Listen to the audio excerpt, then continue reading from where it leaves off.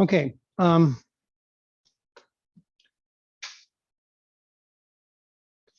all of you in this room have heard of something called a chemical reaction.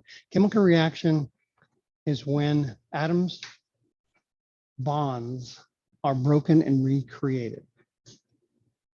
Okay. If bonds are not broken, recreated, and there's a change, and it's a physical change. So there are physical changes.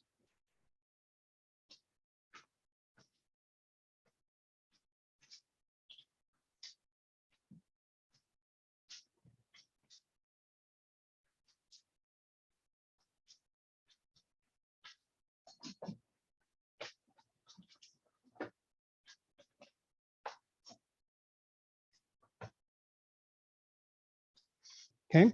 So when bonds are broken and reformed, that's called a chemical reaction or a chemical change. If we have a physical change,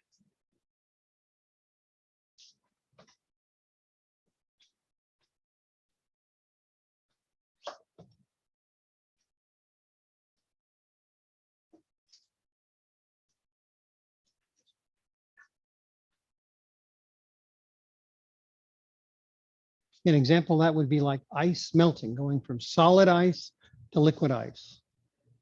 Taking dry ice, going from solid carbon dioxide to gas carbon dioxide.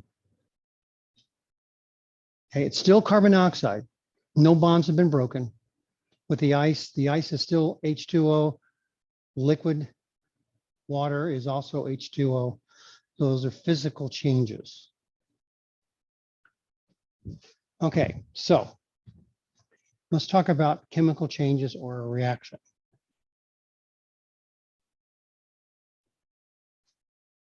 Chemical reactions are in two parts. We have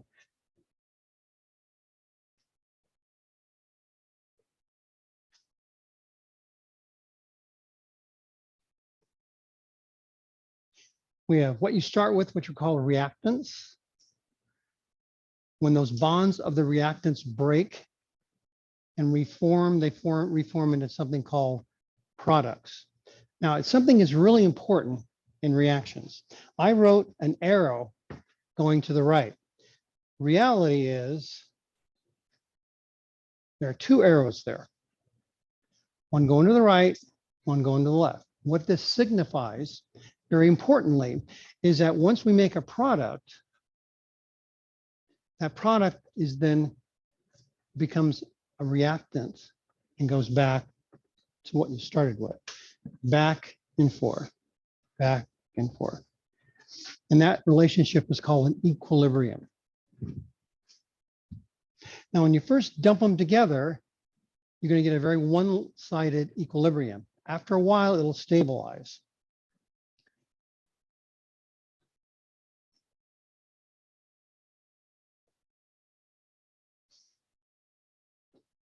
Now, when we start with the reactants, bonds need to be broken. That requires energy. So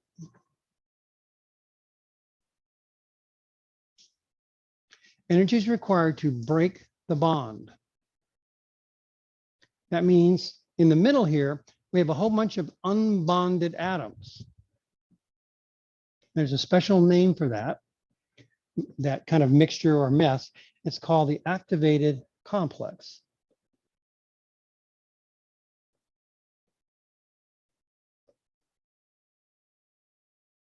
And at that point, the activated complex can either fall back to become reactants or can fall forward and become products.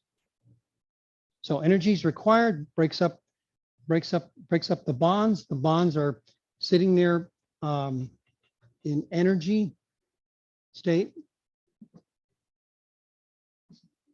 And they literally are, if this is say H2, you're going to have just plain old hydrogen atoms here in the activated complex. And then at this point, the activated complex can go back to reactants or it can go back to products. And the equilibrium is a ratio.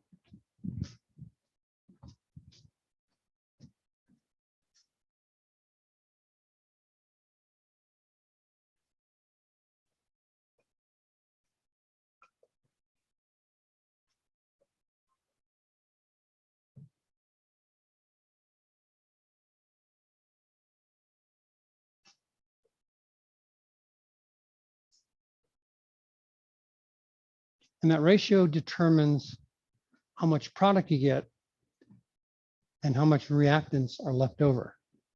Now, this is the problem here, the reactants. Whenever you make something, when you take OChem, one of the things you're going to be doing is doing a lot of synthesizing of chemicals. Like in my OChem class, I'd say, here, how do you make this? I give you a product and you have to tell me how you make it. And I would say, using your aldehyde reactions, tell me how to make this acid, for example. Do you remember how to do that? Make an acid from an aldehyde. You oxidize equilibrium, it becomes the acid. Okay, the problem is you have reactants hanging around because the equilibrium constant says it's a ratio of products to reactants. It means you always have reactants. But when you're making something like drug manufacturers, they're going to make,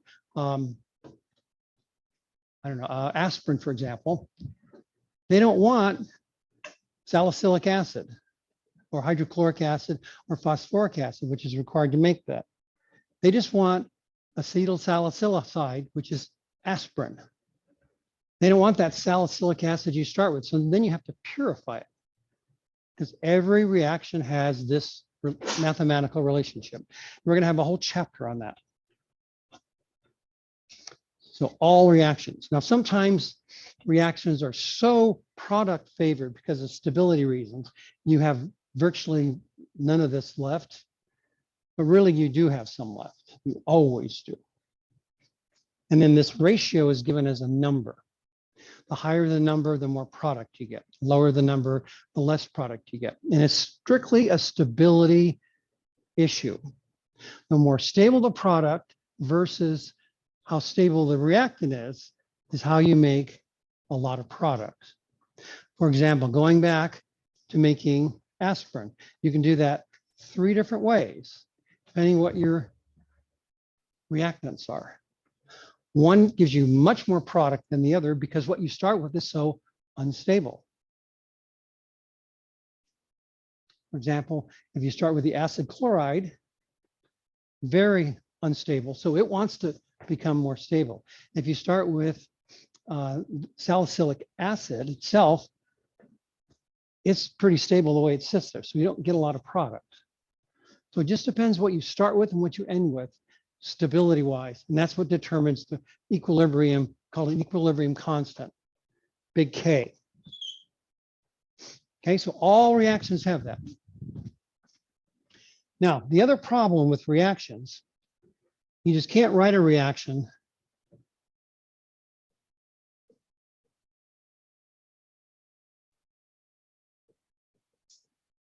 like that. What this says is we're taking hydrogen. Now, your textbook will say hydrogen plus oxygen. There are 7 chemicals that are diatomic. Hydrogen is a gas. So I always say hydrogen gas to make sure it's clear, but your book frequently just say hydrogen. So if it just says hydrogen, oxygen, nitrogen, those are all diatomic molecules, okay? And also the halogens are diatomic. There are 7 of them. So all 4 of these 4 plus nitrogen, oxygen, and hydrogen, those 7 are always diatomic, always. And I think it's bad for textbook manufacturer publishers to just say hydrogen without saying hydrogen gas. Okay. All right. So looking at this reaction, first of all, we'd have a big explosion. Well, actually, when you make water, you do have a pretty good explosion. But the way it's written, we would have a bigger explosion. Anyone know why we'd have a bigger explosion than normal?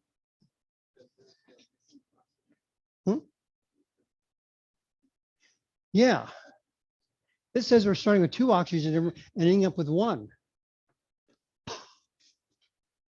E is equal to mc squared. That means the mass of the oxygen is converted to energy via Einstein.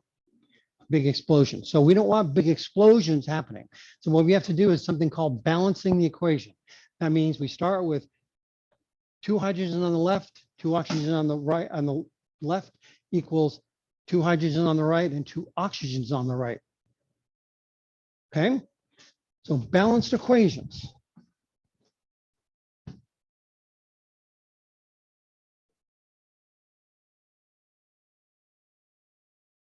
Now, a balanced equation gives you 2 things. It gives you a molar ratio of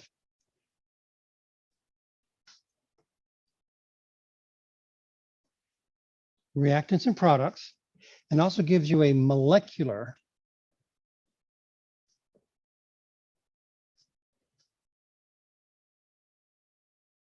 of reactants and products.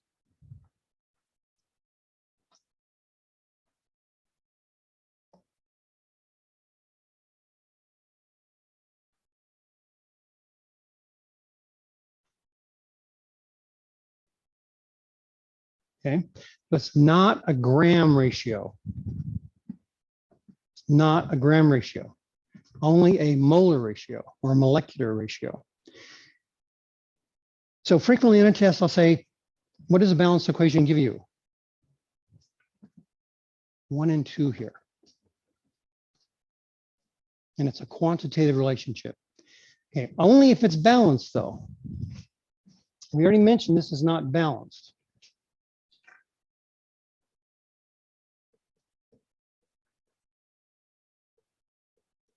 So this is the method I use for balancing equations. A lot of you have done this in high school or Chem A or whatever, and you have a method for doing it. Now, there are 2 methods for solving equations.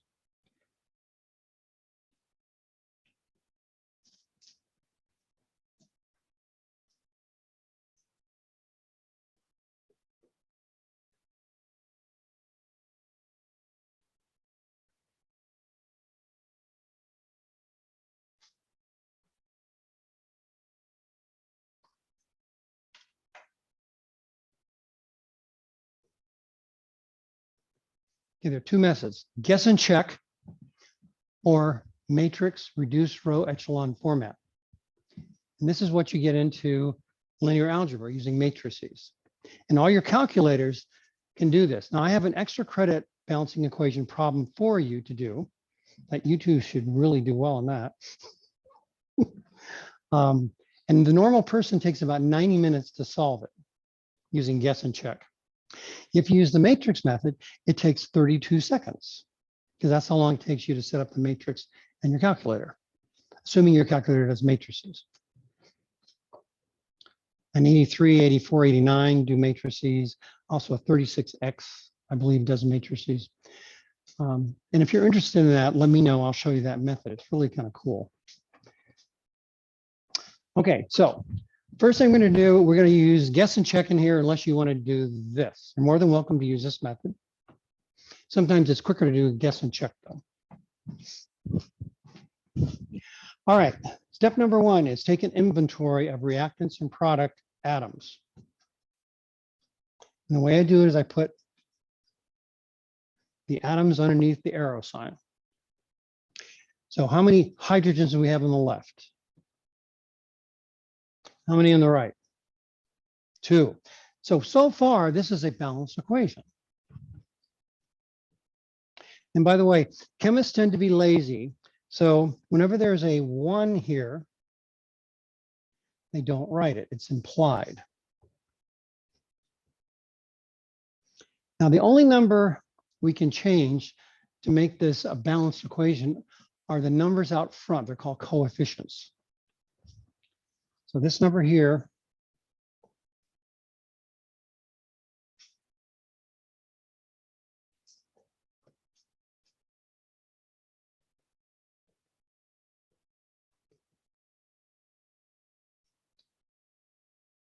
it's called coefficients. We also have subscripts.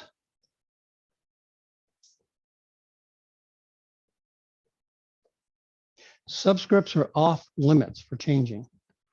The reason for that is when we change a subscript, we're changing the actual molecule itself. All we're doing now is taking inventory.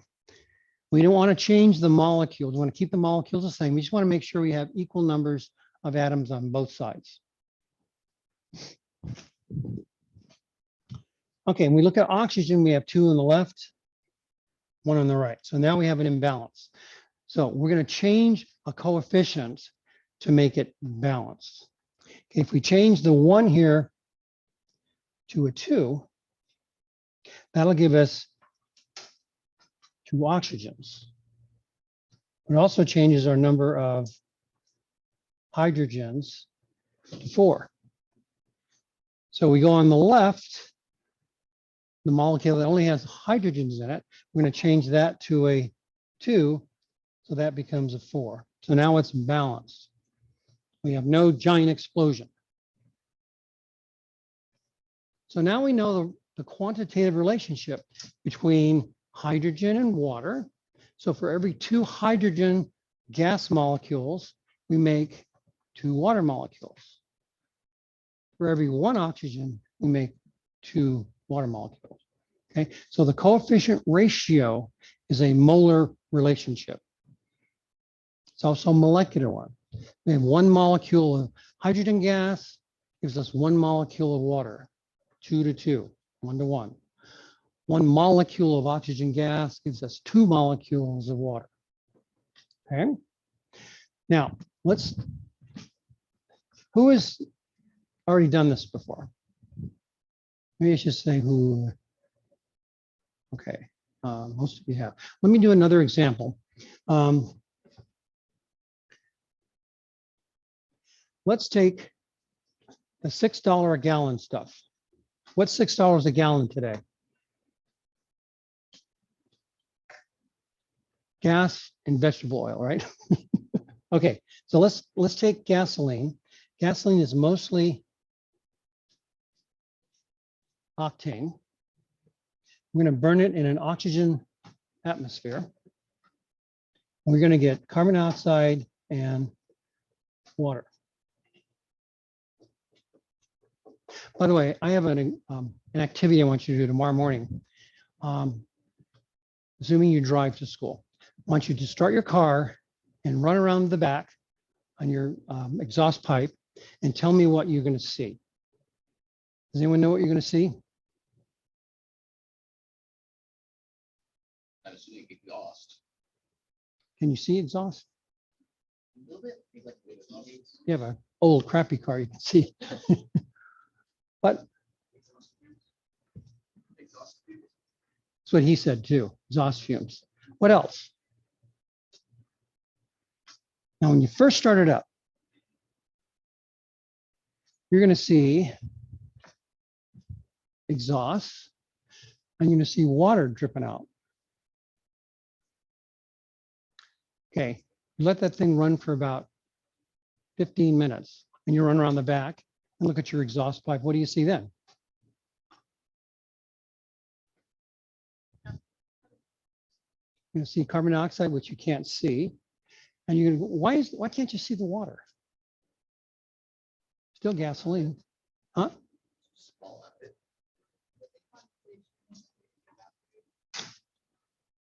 It evaporate. Why does it evaporate? Yeah, it's hotter than heck. You put your hand on it, you can cook meat on it. So it's there, it's just in form of steam. Has anyone seen high in the sky, a jet with long white tails coming out the back? Yeah, what do you call those? What did you say? It's called contrails. Okay, during the Second World War, at the end of the Second World War, these bombers that the Allies had, thousands of them at a time, and each one had 4 contrails coming out, 1 for each engine. The whole sky was white. They had like 1,200, 1,500 bombers going to these cities. It was pure hell. What do you think that white stuff is?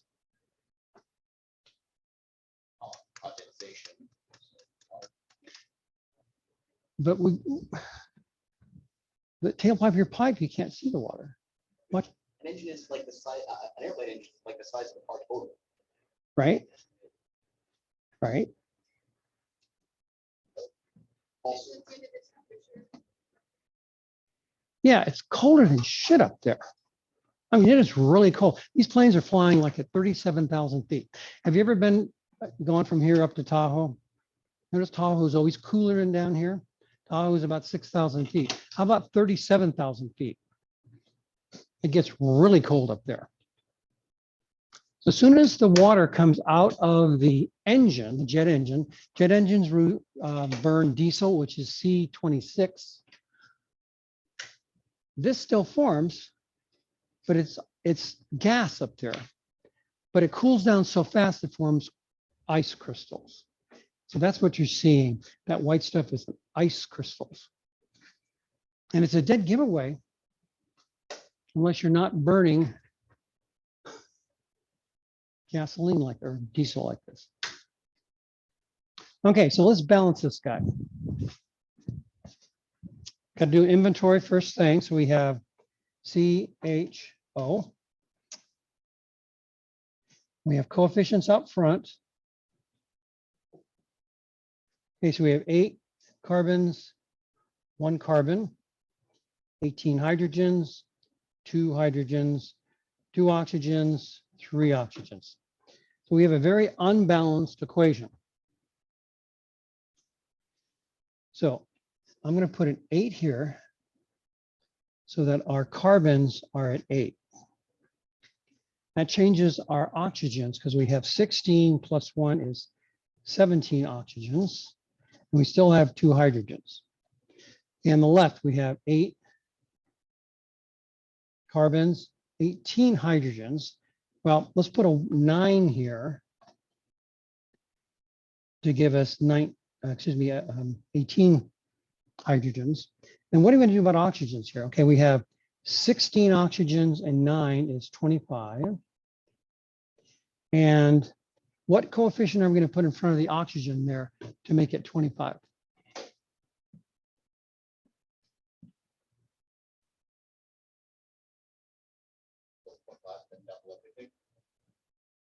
First thing is to balance it, okay? So yes, keep that thought. So if we have 25 over 2 times 2, that gives us 25. So now it's balanced. The problem is, going back to what does a balanced equation give you? It gives you the molar ratio and it gives you the molecular ratio. Can we have half a molecule? No. So we got to clear the fractions. Cannot have fractions. But the bottom line right now is the thing is balanced. That's your first objective. Okay, so how do we clear the fractions? You mentioned that earlier. Yeah, you want to double by the lowest common denominator, which is going to be, in this case, 2. So 2 times 1 is 2.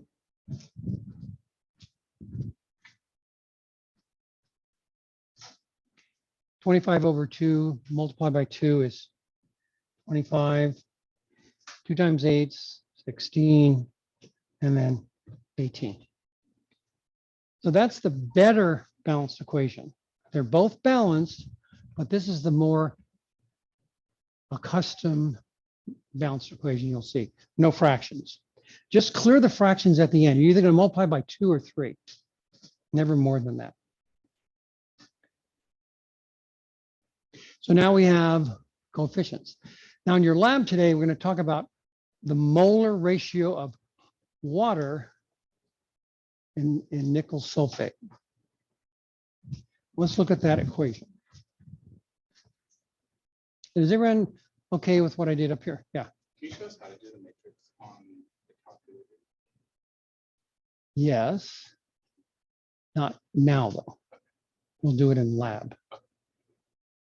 There's a document. I forgot whether I put it on there or not. Remind me after class. I can look it up and see if it's on Canvas. And it gives you instructions how to do it. I mean, it's not very hard.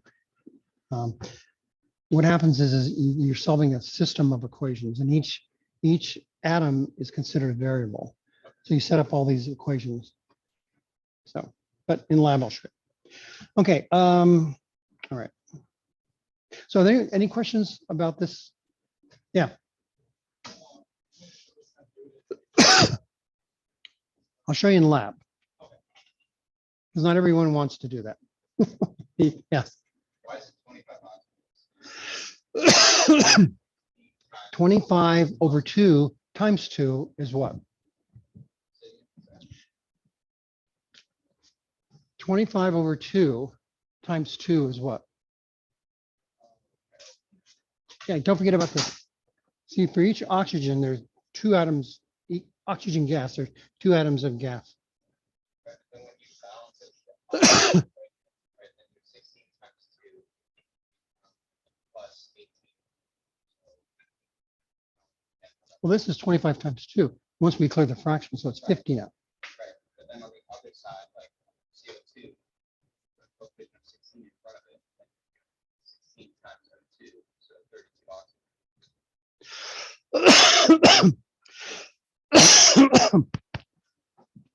I didn't put the new numbers here. With the new numbers, it's going to look like this.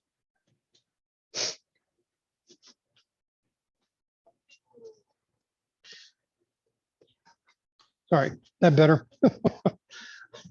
The accounting is better. No pennies are dropped. Okay, so let's look at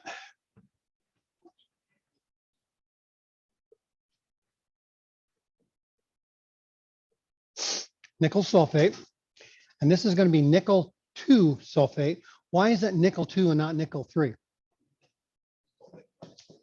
This sulfate is -2.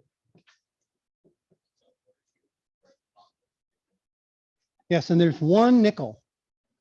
One nickel has to be exactly +2. Otherwise, we don't have a net 0 charge.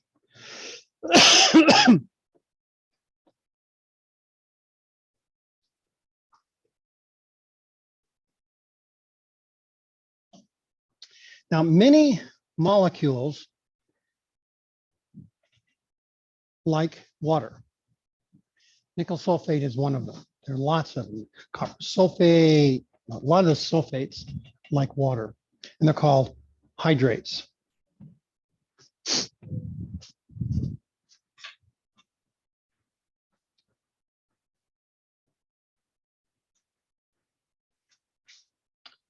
And there's a coefficient in front of hydrate that just says how many there are of the waters surrounding nickel sulfate. Now, if you look up nickel sulfate hydrate online, it's a hexafluoride, meaning 6 waters surround the nickel sulfate. Your pre-lab question, you're going to calculate, you end up with 3 based on the data. So make sure you don't put down 6.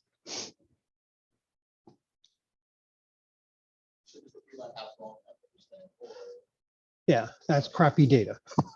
But your data is your data, though. I mean, yours may be crappy too today. It's just you got to go with what your data is. So yes, the data is wrong. And I don't know why they did that. I think they did it on purpose for the people that looked it up and cheated and put down 6. Then they knew they didn't do the calculations. Would be my guess why they did that. Okay, so we have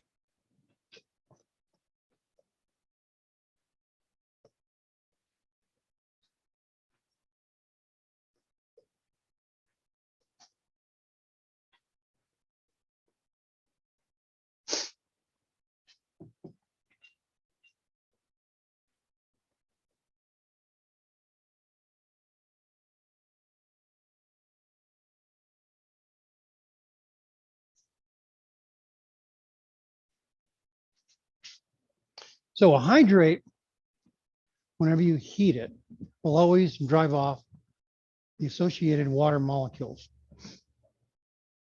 If you drive off all the water molecules, it's called anhydrous. And meaning without water. A hydrate means with water. It's like they always say, make sure in summer you're always hydrated. That means you have adequate water. Okay, so in your lab, you're going to determine an experimental value for this.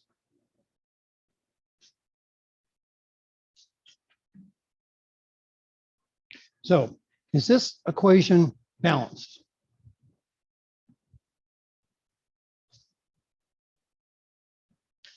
I have one nickel, one SO4, one SO4,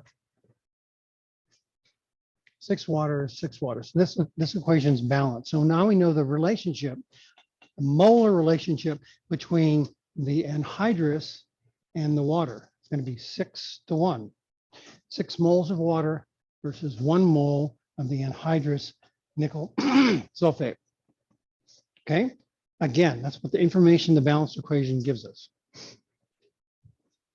Okay, in lab, we don't know what this number is. We're going to calculate it based on data. So we're going to take the hydrate, heat it up a lot, and then we're going to check what the anhydrous mass is. The difference in mass between these two is going to be how much mass of water is driven off. Then we're going to calculate the moles of water and the moles of anhydrous, and then divide by the denominator to get a ratio of an integer to 1. Okay, so step number 1 is to take the mass of the water, convert to moles, the mass of the nickel sulfate, convert to moles, and then you're going to divide the big one by the small one. You're going to get some number over 1. Then you're going to round that to an integer. And that'll be that number there. Okay, yeah. Will we be using burners or heaters? We're going to be using beakers with a watch glass on top. Same one we did in A. Exactly. Remember that one? Yeah. Hot plates actually are better than burners.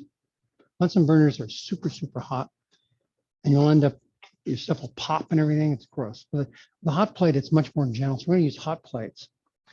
And then we'll keep watching the watch glass. And when it's nice and dry below and there's no extra water being given, then you take the watch glass off, dry it, and then weigh your beaker with the stuff in there. It's very straightforward. So, okay. Is there any way you could show us number 3 on the 3 log? Which is number 3? Is that the one? The one, the nickel sulfate that it should be 3. I got 2. You should have got 3.1. I got like 2.3. So that's nice. Yeah. Who got 3 something?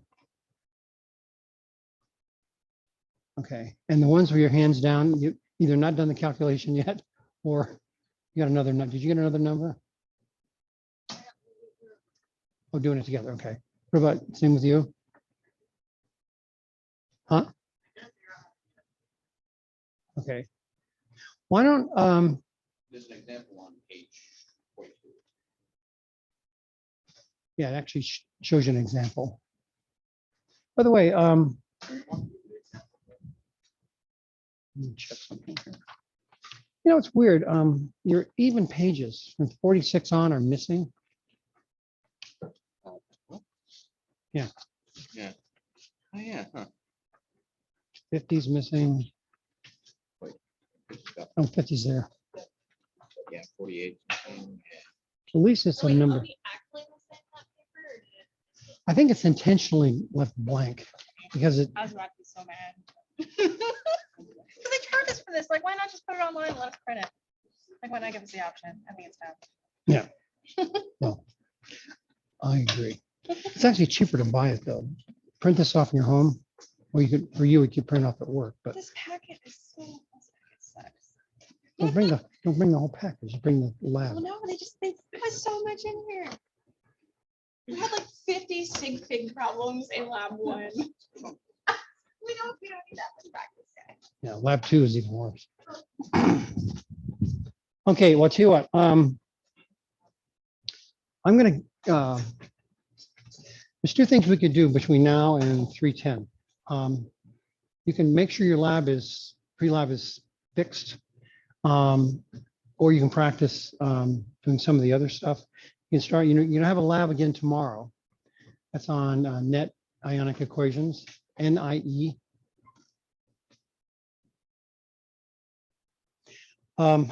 Let's see. I need to do another video for you before you do the lab tomorrow on what is a ionic equation. Because that lab jumps ahead of where we cover that. So I'm going to do that in a separate video tonight. Okay, so between now and 3:10, you can either kick back and relax, or you can make sure your pre-lab is done, or if you need some work on working through some of those pre-lab questions, I can work with you, okay? Is it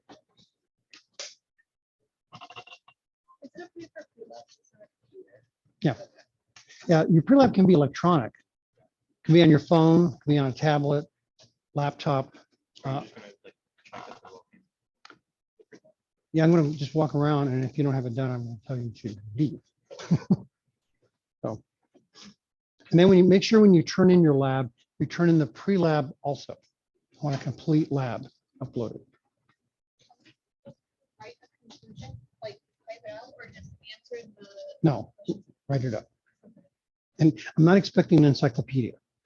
It's just a pretty good sized paragraph will be fine. And basically just summarize what you learned. That's all. Now, have you got all your stuff? Yeah, I got my textbook and my lab coat. On your goggle? Oh, let's get it for.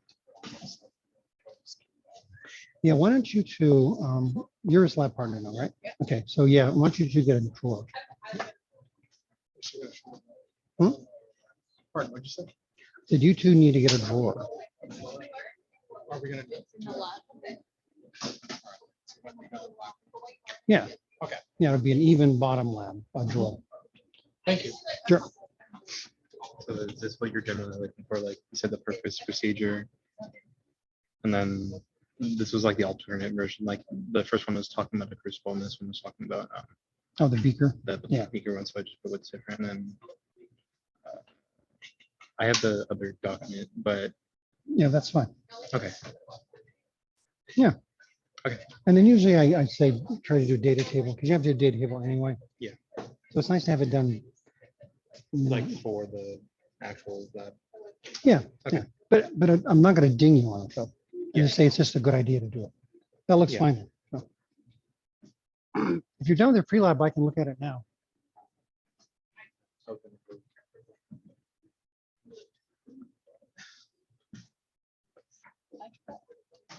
Hmm? Oh, let me stop the recording. Yeah, I'm still recording. I forgot.